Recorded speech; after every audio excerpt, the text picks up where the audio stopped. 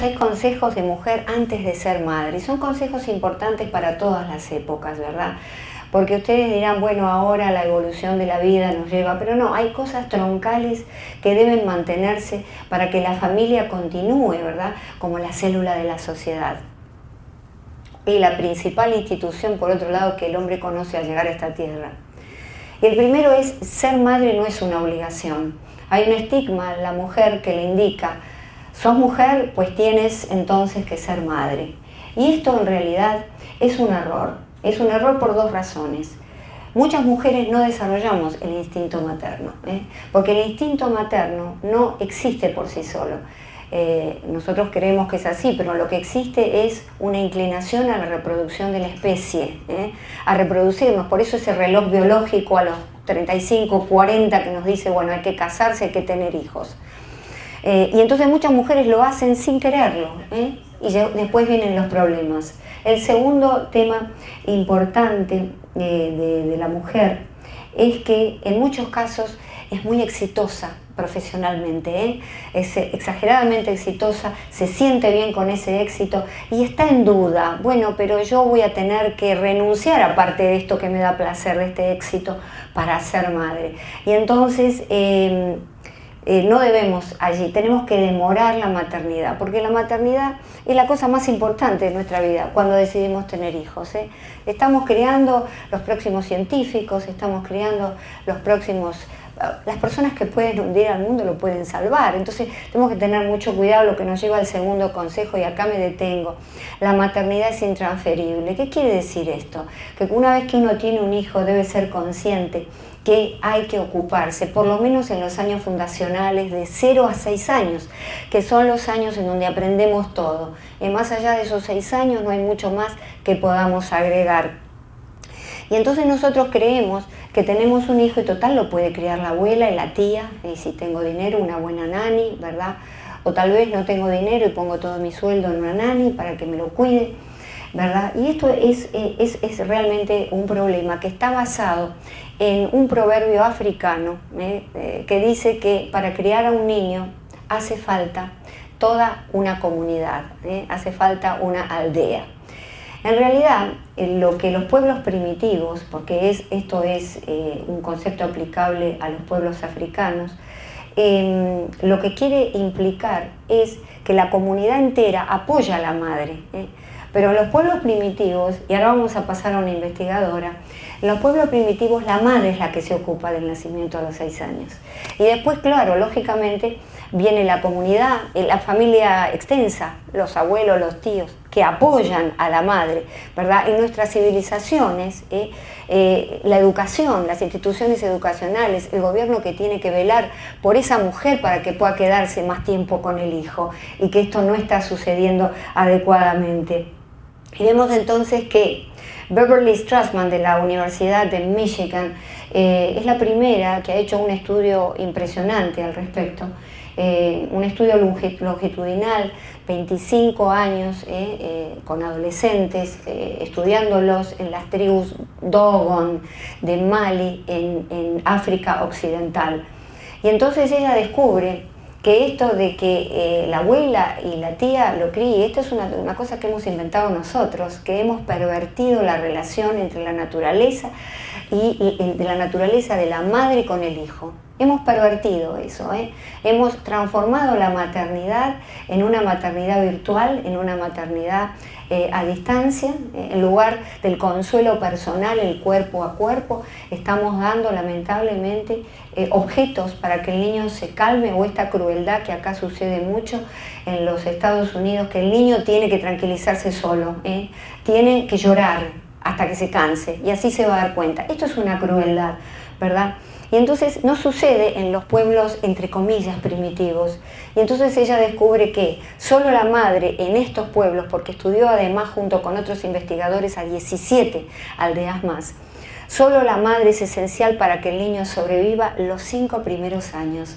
Qué cosa importante, ¿verdad? Los 5, no es necesario la abuela. Es más, si la madre muere, el niño tiene 4 veces más posibilidades de morir del nacimiento a los 6 años. Esto está basado lógicamente en la teoría de la abuela, ¿no? Que ella está desafiando desde estos pueblos primitivos. La abuela en nuestras sociedades también necesita ayuda, ¿verdad? Así como en esas aldeas. Y el otro es la crianza cooperativa, no es una conducta evolutiva humana. ¿Esto qué quiere decir? Quiere decir que en los pueblos, que no está en la evolución biológica del hombre, la cooperación para criar a un hijo. El hijo debe ser criado por la madre entre el nacimiento y los 5 o 6 años. Lógicamente ella no estudió la injerencia o el peso de la abuela después de los 6 años, que sin duda tiene que ser muy importante. Todos queremos que estén nuestros abuelos cerca, nuestros tíos, los primos del niño, pero básicamente la cuidadora primera somos las madres. Y esto está basado en que de esta manera damos una crianza, y lo dice en la psiconeuroendocrinología, estamos ofreciendo una crianza importante que no es violenta, una crianza pacífica, ¿verdad? En donde, de acuerdo con los neuroendocrinólogos, se desarrolla en el niño desde muy temprano con una mamá que lo consuela, que le dice todo está bien, no le pone chupete para que se calme, o se cierra la puerta y lo deja llorar. Entonces desarrolla la serotonina. Y la serotonina es un neurotransmisor que es uno de los neurotransmisores importantes de la depresión. Fíjense que en el año 2020 la principal enfermedad para los niños y adolescentes va a ser la depresión, justamente. ¿Por qué? Porque esos años primeros desarrollan la arquitectura cerebral del niño. Entonces, si nosotros los tratamos mal, los tratamos indiferentes, dejamos que otras personas que no son nosotros, las madres, los criemos, hacemos niños más violentos, más vulnerables, cuya arquitectura cerebral se dispara en torno a la adrenalina, que es la hormona del estrés. Vale decir que, fíjese cuántas cosas que tenemos que saber, y por eso Universidad de la Familia ahora sí. Estas cosas para después tener la libertad de decir, bueno, elijo qué voy a hacer, pero por lo menos soy consciente de que estas cosas están existiendo. Otro de los consejos es elige bien a tu pareja, porque yo me puedo ir a vivir con un hombre que es un excelente amante, no tengo problemas, me divierto, pero cuando voy a tener un hijo, voy a elegir a un playboy amante de la noche, voy a elegir a un alcohólico, alguien que me pega, no puedo hacer eso, porque entonces tenemos que poner razón a las emociones, así como hay que poner también emociones a la razón. Legitima tu unión, es decir, hay que casarse. ¿Por qué? Y esto hoy en día, que es algo muy olvidado, ¿no? Porque las parejas se van a vivir juntas. Pero resulta que acá hay otros estudios que nos dicen todas las desventajas para la madre, todas las desventajas para el padre y fundamentalmente para el niño, que yo quiero hacer el énfasis en eso. Las desventajas para el niño cuando vive en hogares que se llaman en cohabitación, es decir, entonces las estadísticas, el Ministerio de Trabajo inglés dice que 1 de cada 3 parejas que cohabitan con hijos se separan antes de los 5 años. Claro, porque no hay ninguna clase de compromiso que los una. Mientras que 1 de cada 10 parejas casadas con hijos se divorcian. Ustedes sabían que cuando usted tiene un hijo en cohabitación, y ese chico llega a los 15 años, generalmente usted va a estar separado. Mientras que el chico que llega a los 15 años con padres casados legítimamente va a seguir casado. El Journal of Marriage and Family dice que los niños en cohabitación sufren 5 veces más pobreza que en hogares matrimoniales. Lógicamente, se separan rápido, el padre se va, no siente esa responsabilidad con el hijo, ¿verdad? Y entonces las mujeres quedan generalmente haciéndose cargo de esos niños y sufren esa pobreza. El 90% son más propensos a tener bajas notas en el colegio y el riesgo de ser expulsados sube a 122%. ¿Por qué? Porque son más propensos a desarrollar trastornos emocionales, problemas emocionales, trastornos de personalidad. National Catholic Register nos dice que 3 de cada niños implicados en actividades criminales viven en hogares en cohabitación. Esto quiere decir que están solos con la madre. Sabemos que es un índice importante la pobreza en favor lamentablemente de la criminalidad, en no todos los casos, pero sí en muchos. Y entonces, claro, lógicamente la madre sola con ese niño, ¿qué es lo que en efecto puede hacer ella? Muy poco, porque tiene que salir a trabajar. Otro de los consejos es revaloriza el padre del niño. Si tu marido es una muy buena persona. Hoy en día las feministas nos dicen que podemos tener hijos sin padre, si tienen mucho dinero o con un espermatozoide de un amigo, del ex marido, y entonces vamos ahí, total, tenemos mucho dinero, pagamos nanis muy caras y el niño está sin padre, pero resulta que el padre es importante.